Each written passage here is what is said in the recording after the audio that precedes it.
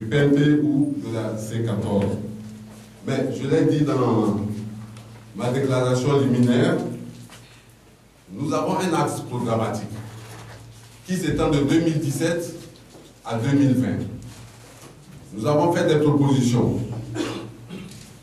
Au cours de notre meeting à Tchamba, c'est ce que nous avons appelé déclaration de Tchamba. Nous avons fait des propositions à M. Faure Gnassingbé. Il annonce que le troisième mandat, c'est la fin pour lui. Il organise une transition. Cette transition se charge de faire toutes les réformes constitutionnelles, institutionnelles et électorales. Et nous passons aux élections. M. Faure ne nous a pas compris. Alors, le 17 août est arrivé. Le 19 août 2017 est arrivé. Alors,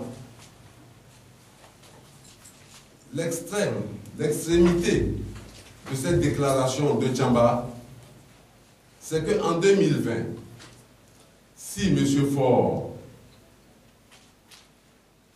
pose sa candidature pour les élections présidentielles, le peuple togolais, sur le territoire national et partout dans la diaspora, devrait se mobiliser pour s'opposer au quatrième mandat de M. Faure. Voilà l'axe programmatique, voilà le contenu de la déclaration de Tchamba.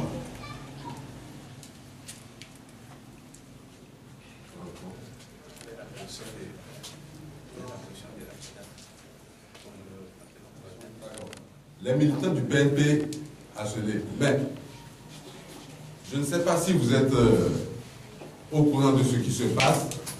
Les réunions que nous organisons dans les quartiers, dans les villes, à l'intérieur du pays, sont souvent attaquées par les forces de l'ordre, à coups de gaz lacrymogène, à coups de bâton, à coups de.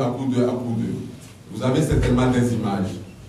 Il y a à Logopé, il fut un temps, c'était à Logopé, où nous avons des motos qui ont été saisies sur le tout, toujours au SRI.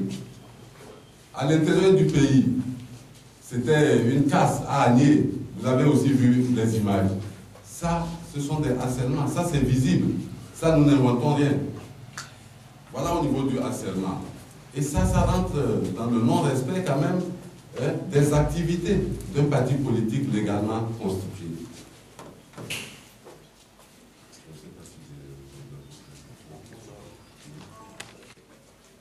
Oui, le mot d'ordre. Nous avons dit que cette lutte, nous ne pouvons la gagner qu'avec le peuple. Il faut mobiliser le peuple. Et c'est ce que le PNP continue à faire. C'est de ça que nous parlons quand nous parlons de notre axe programmatique. Le moment venu, le peuple togolais saura ce qu'il faut faire. Maintenant, vous avez aussi parlé... Vous avez aussi parlé de certaines victoires. Oui, nous avons parlé des victoires du peuple quand même. Quand nous disons que la racine principale du baobab est vraiment atteinte, c'est que malgré les apparences, le pouvoir est ébranlé. Tout le monde le sait. Le pouvoir vacille. Le pouvoir est ébranlé. Ça, tout le monde le sait. Mais ce qui est important, c'est qu'il y a une prise de conscience nationale du peuple togolais. Le peuple togolais sait aujourd'hui que ce régime, ce pouvoir ne peut pas parler en son nom. Et ça, c'est la démonstration qui a été faite le 20 décembre 2018. En faisant ce boycott massif, le monde entier a su que dorénavant, le pouvoir en place ne peut plus parler au nom du peuple et que c'est l'opposition qui devrait parler au nom du peuple. Ça, c'est une démonstration, ça, c'est une victoire. Le monde entier l'a su. Mais nous avons réussi à ébranler le pouvoir en place.